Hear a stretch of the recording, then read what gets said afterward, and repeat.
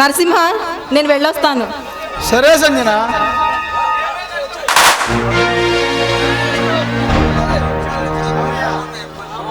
మావయ్య, నేను నరసింహ ప్రేమించుకుంటున్నాం. ఈ విషయం మీతో ఎప్పటి నుంచో చెప్పాలనుకుంటున్నాను. సంజన, ఆ ఇష్యూ ఇంటి దగ్గర మాట్లాడుకుందాం. ముందు నువ్వు ఇంటికెళ్ళు.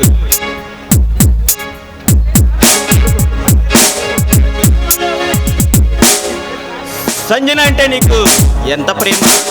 చాలా ప్రేమ. ఎంత ప్రేమ ఉందో చూపించు. ప్రేమ అనేది ఆకాశం అంత ఎత్తైనది, భూమి అంతా చాలమైనది. దానికి ఇంత అని చూపడం అసంభవం. సంజన మీద ఎంత ప్రేమ ఉందో చూడు.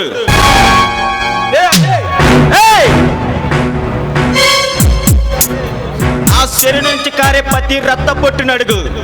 సంజన పేరే చెప్తాయి. సంజన కోసం నా ప్రాణమైన ఇస్తా, లేకుంటే ప్రాణాలైనా తీస్తా. నువ్వు మాట్లాడేదేమిటో నాకు అర్థం కావట్లేదు అజయ్. ఇందులో అర్థం కాబోటానికి ఏముంది? నువ్వు సంజన జీవితం నుంచి తప్పుకోవాలి. అడ్డు తప్పించడమే కానీ తప్పుకోవడం ఈ నరసింహకి చేత కాదు. నువ్వు తప్పుకోకపోతే నేను తప్పిస్తా. చూడు అజయ్, ప్రేమ అనేది రెండు హృదయాల స్పందన, రెండు మనసుల కలయిక. అవి రెండు కలబోసి విరబూస్తే కానీ ఆ ప్రేమ ఫలించదు. అలాంటి ప్రేమను విడిదీసే హక్కు ఎవ్వరికీ లేదు. అలాగా పోనీ, నీ ప్రేమ ఖరీదెంతో చెప్తావా?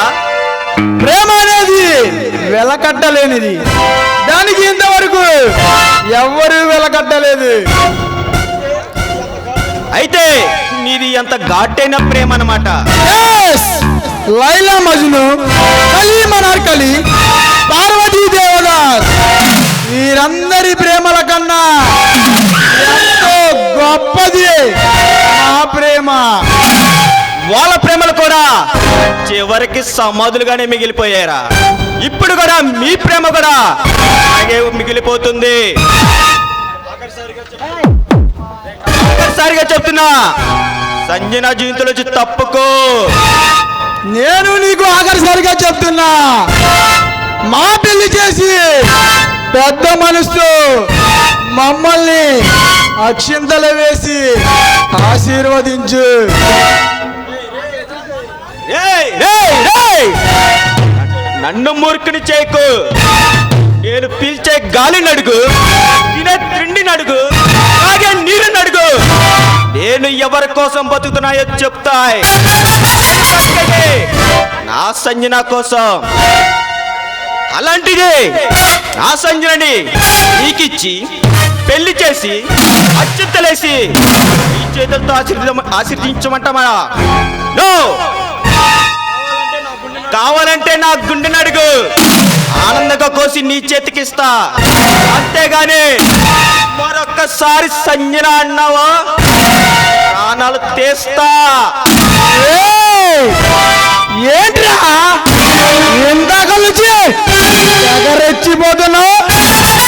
మా పెళ్లికి ఒప్పుకో, లేదని ఎదురు తిరిగితే నిన్ను చంపి నీ చేతికి నిప్పు పెట్టి ఆగ్ని సాక్షిగా సంజన మెల్ల 3 ముళ్ళు వేసి 7 అడుగులు నడుస్తా. ఇప్పటి వరకు నాలో నరసింహాన్ని చూసావురా. ఉగ్ర నరసింహాన్ని చూడాలనుకోకు, అడ్డుకోలే.